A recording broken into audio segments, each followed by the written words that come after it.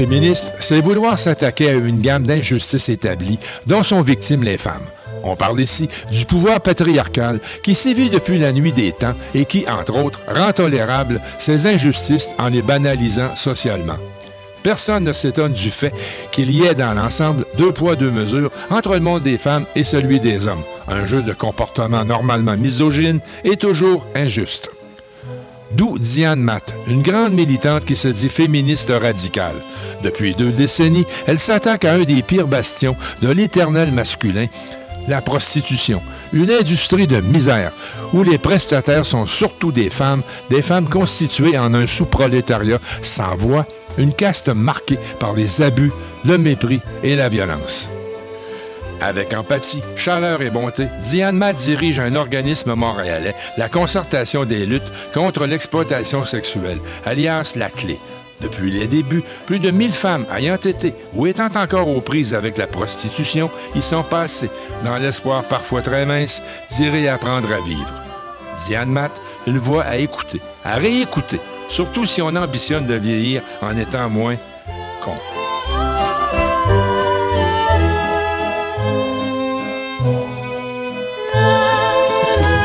Bonjour, merci de nous recevoir chez vous, c'est gentil.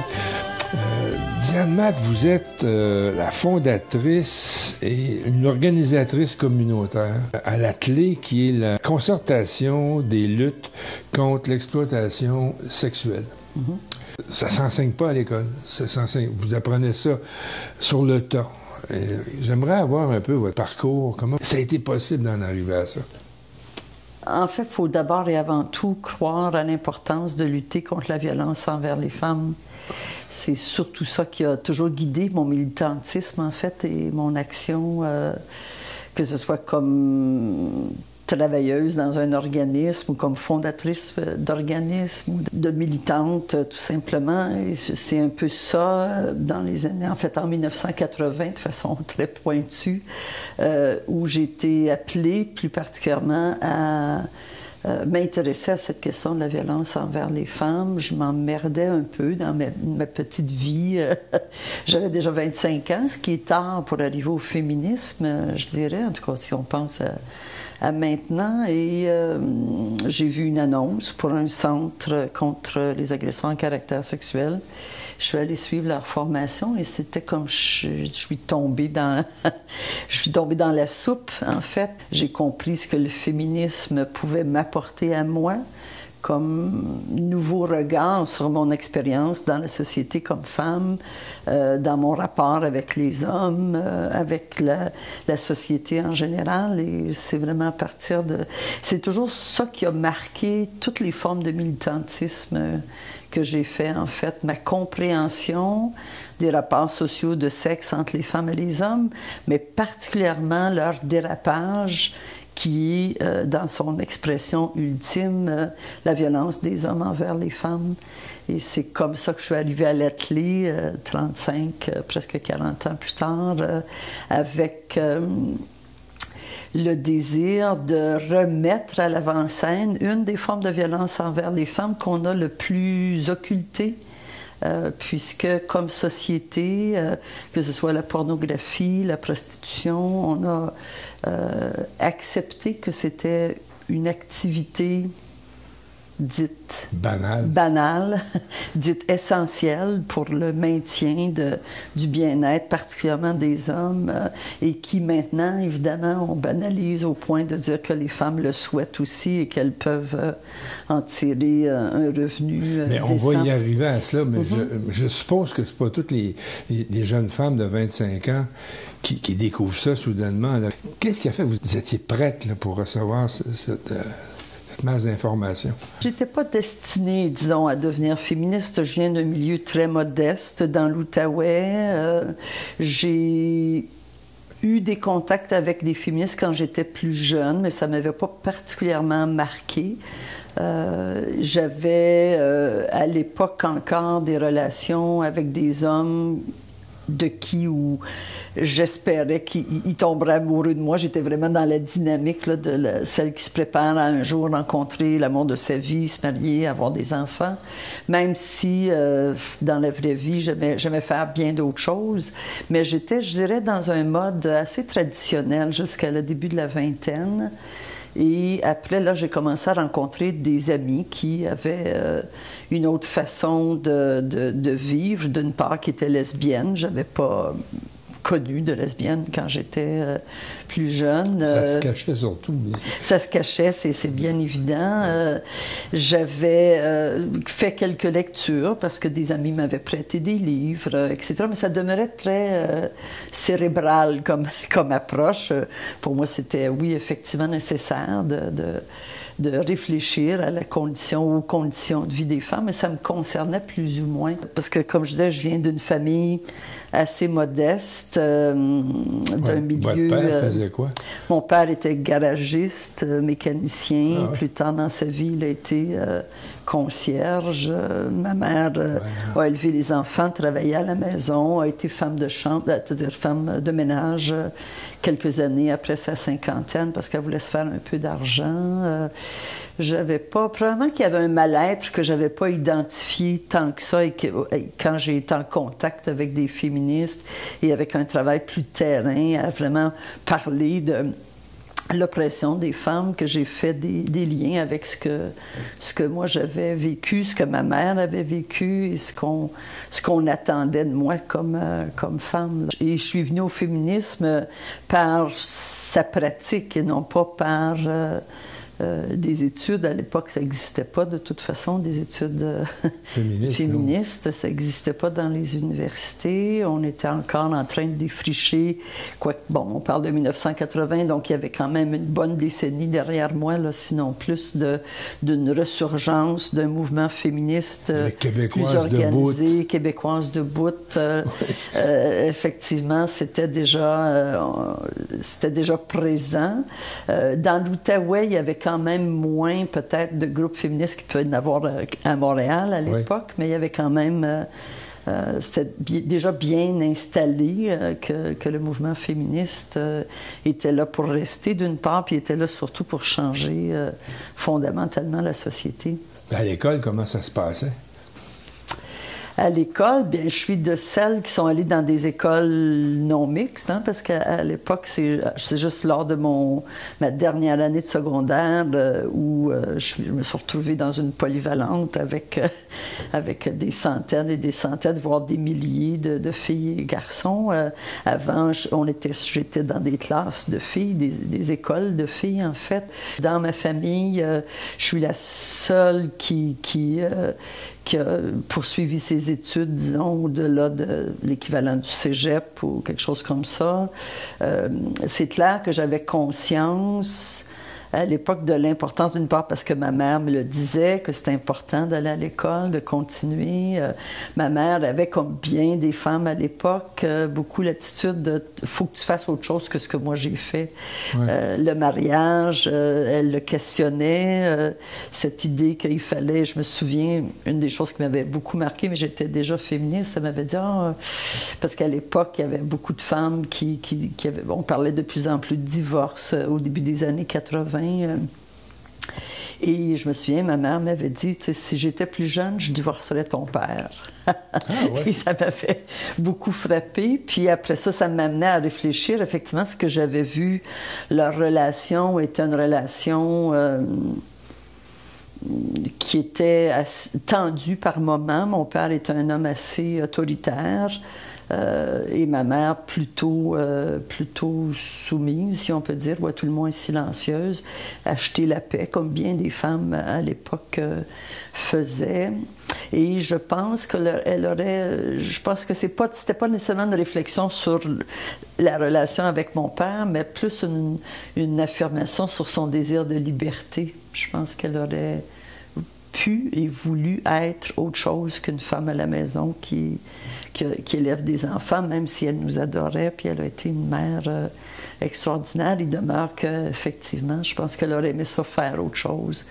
Mais en même temps, c'est ça, comme je disais, il n'y a pas eu de moment où de raison particulière pour laquelle je me suis impliquée dans le mouvement féministe, autre que le constat que j'étais à la recherche un peu de quelque chose de différent, parce que je m'emmerdais un peu dans ma vie, comme je disais. Vous vous emmerdiez à faire quoi? Vous aviez été au collège? Vous aviez une formation? Non, à cette époque-là, en fait, j'ai commencé mon cégep, j'ai arrêté le cégep, je me dirigeais comme en bibliothéconomie. J'ai arrêté après un an parce que j'ai eu une offre d'emploi à la Chambre des communes, parce que comme je suis dans l'Outaouais, le gouvernement est juste l'autre côté, le Parlement est juste l'autre côté. Et il y avait une voisine qui travaillait pour un député à la Chambre des communes, puis elle m'a proposé, il cherchait quelqu'une, donc elle m'a proposé de postuler pour l'emploi. Je l'ai eu, j'avais 17 ans, je crois, à l'époque, 17-18 ans. Donc j'étais plus dans ce monde-là, j'étais là jusqu'à l'âge de 20 ans environ. Après ça, là, j'ai vu les limites de ça. Je suis allée plus vers les maisons de jeunes. Je suis allée travailler dans une maison de jeunes.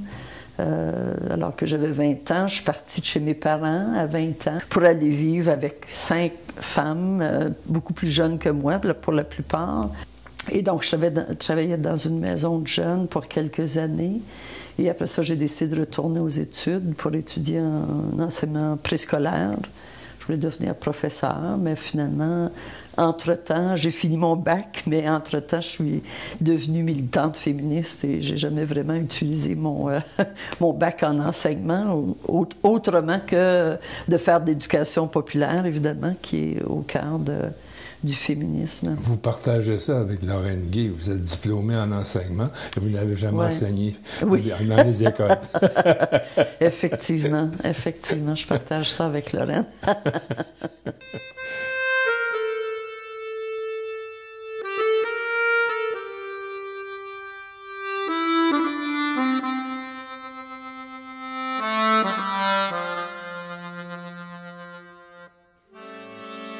Vous découvrez le féminisme, ça vient pas comme ça, là. Il y a un contexte. Bien, c'est-à-dire qu'il y a un contexte, c'est clair que ça se construit au fur et à mesure, effectivement.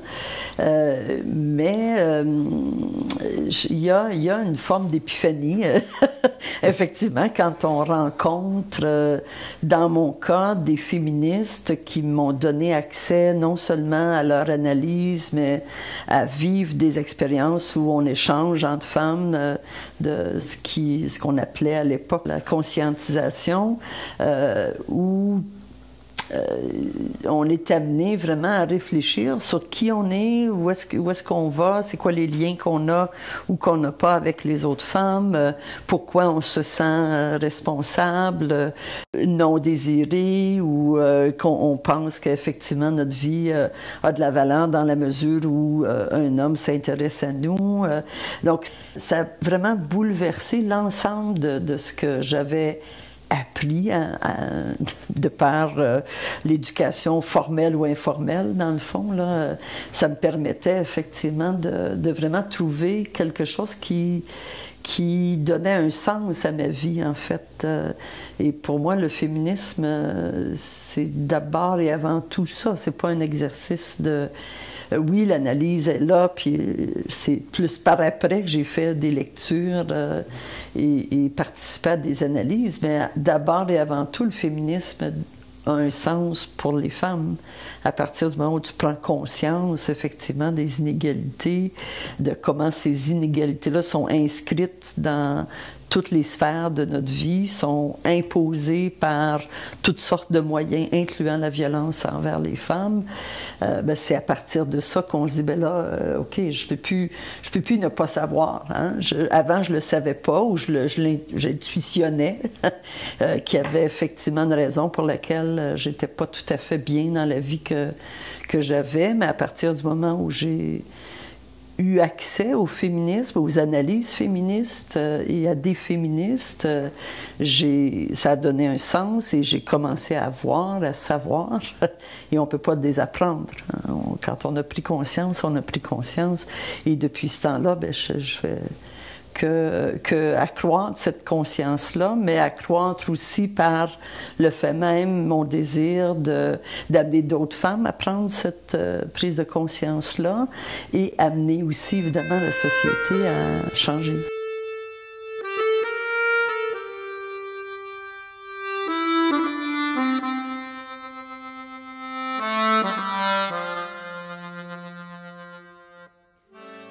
Dans votre cas, comment ça s'est passé? Bien, quand j'ai commencé à militer au Centre d'aide contre les agressions à caractère sexuel, il y avait déjà une mouvance très forte, un mouvement féministe très fort dans l'Outaouais. On avait une maison des femmes, on faisait toutes sortes d'événements. Il y avait différentes problématiques sur lesquelles les féministes travaillaient, que ce soit au niveau de la santé, au niveau des centres de la petite enfance, la question de le droit à l'avortement, etc., etc. Donc, ça bouillonnait autour de moi. Et il y avait un sentiment d'urgence, évidemment, d'arriver à faire des gains plus que ce que les autres féministes avant nous avaient réussi à obtenir. J'étais portée par une vague, en fait. En fait, 1980, pile, là, à l'automne 1980, je me souviens très bien d'avoir répondu à une annonce pour des bénévoles qui avaient l'air...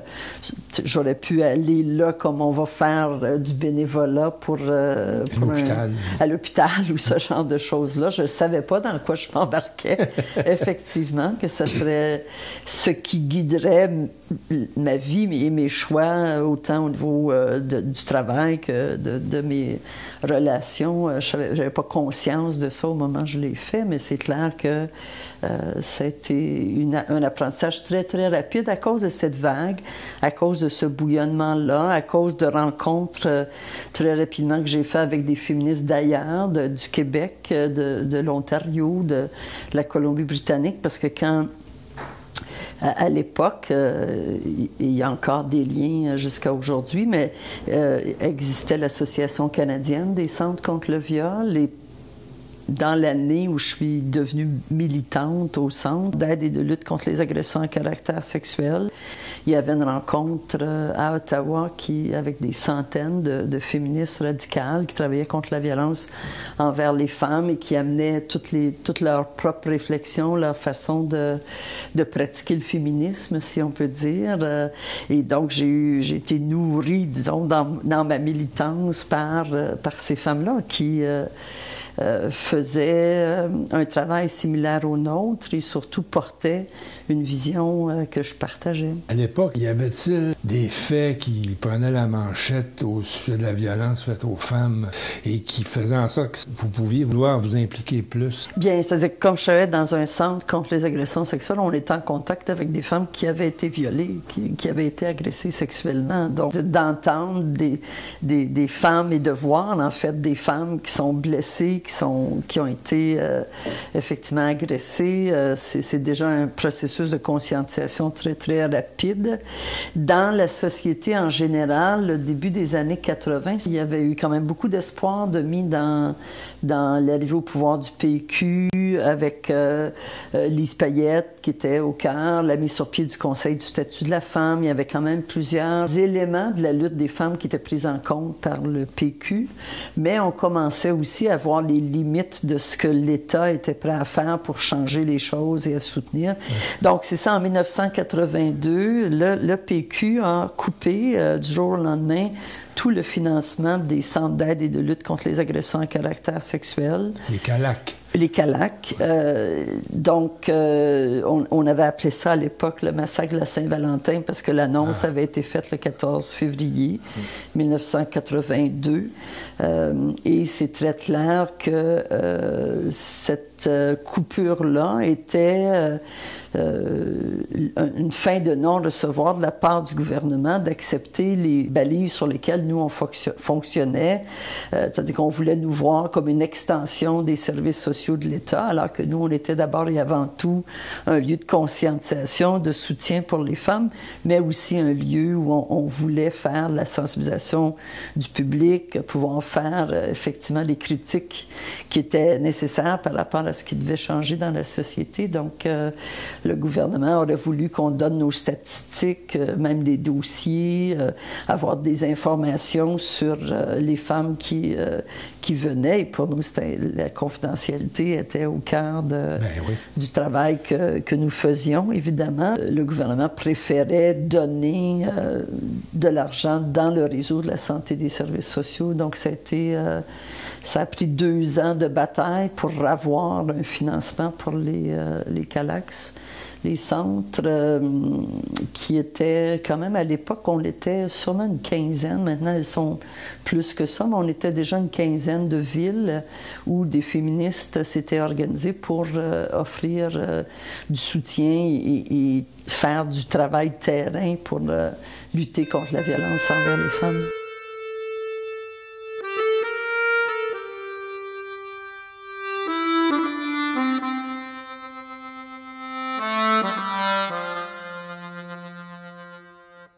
Mon implication au niveau de l'ensemble du Québec, elle se faisait essentiellement via le regroupement des centres contre les agressions à caractère sexuel.